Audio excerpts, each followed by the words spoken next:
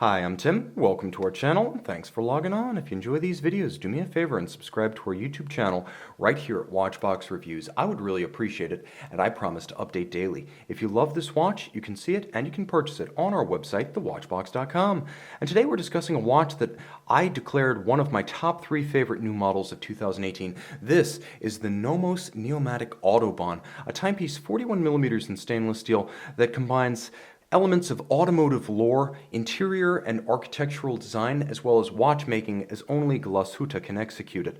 A watch that, yes, is named after the famous German road network, and though it's not explicit, it is implicit. We're talking about the unrestricted segments of Autobahn, and this watch knows how to cruise in style. On my 16cm circumference wrist, you can see the 41mm case is full-sized, large for a Nomos, but not oversized.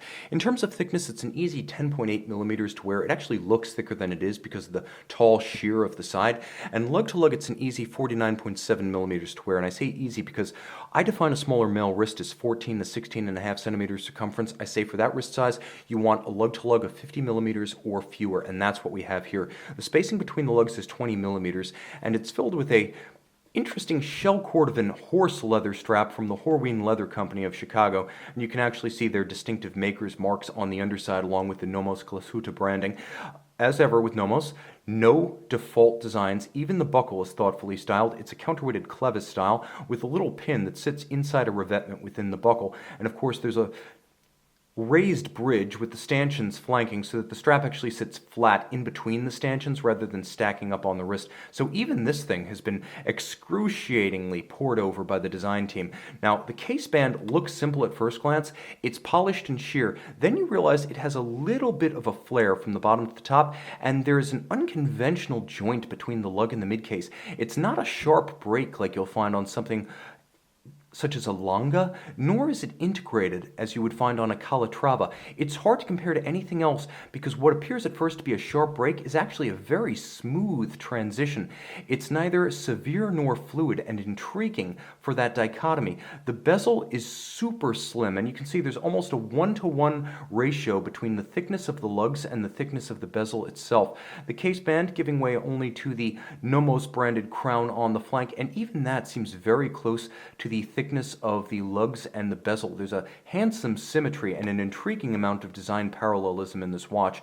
Now, one feature that you might lose, and I'm going to do my best to capture it here, give ourselves a bit more light, there is actually a dished or concave profile to the dial itself. You can see it well from this angle. It swoops down from the bezel to the center, and it's designed to evoke the banked tracks of yore. Think Brooklands in England, think Monza and the old Sopra Elevata in Italy, think of Indianapolis in the United States. For that matter, think of the turn, the banked turn, known as Indianapolis at the 24 Hours of Le Mans Circuit de la Sarthe. This watch evokes all of them. You'll note that the subregister features the same dished or concave profile, and what appears at first to be the seconds hand is actually the minutes. The watch is loomed, and I mean spectacularly loomed. The calibrations, however, are minimalist, and you can see they're radially arrayed as the speedometer or tachometer on a car.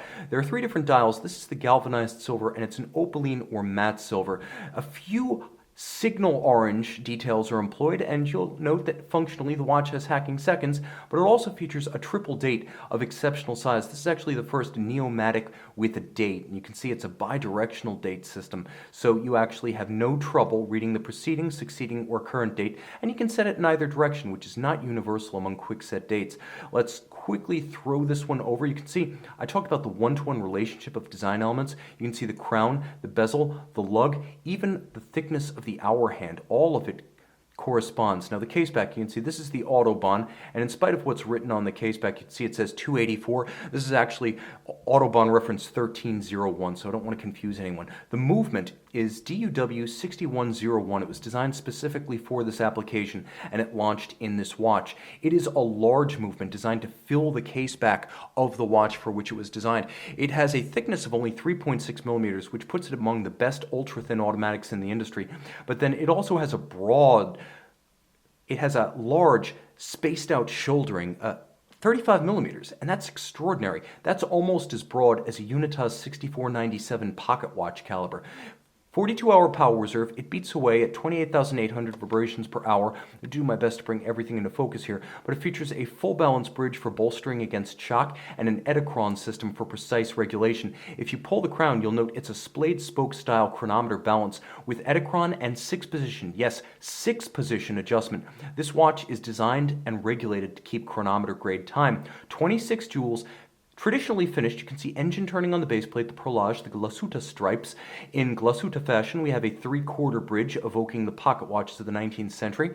We have black polish as well as blued screws, and you can see both are present. The screws are true kiln-fired oxidized blue, not the dyed kind. Also appreciate the fact that the watch features Glashutte stripes, and by the way, it is a 27 joule, not a 26, sorry for speaking imprecisely. You have both the quick set and the hacking seconds function, and the watch, known as Deutsche Uhrenwerke, or DUW, featuring the Nomos swing system. When you have a Greek letter as the name of the movement, it's a Swiss escapement. When you have a DUW movement designation, you're looking at the swing system, and that's exactly what you get here. This watch is all Nomos, right down to the hairspring, the balance, the escape wheel, and the lever. You can see the Autobahn and take it for a spin on the watch box. And we're back with the Nomos Autobahn, drawing on the imagery of 1950s and 1960s electroluminescent dashboard displays. That's exactly where designer Werner Eislinger derived the design for this watch's lume shot. I should also mention, as an automatic winder with tons of lume, this is a full-featured sports watch that is also 100 meters water resistant. See it and take it for a drive on the watch box.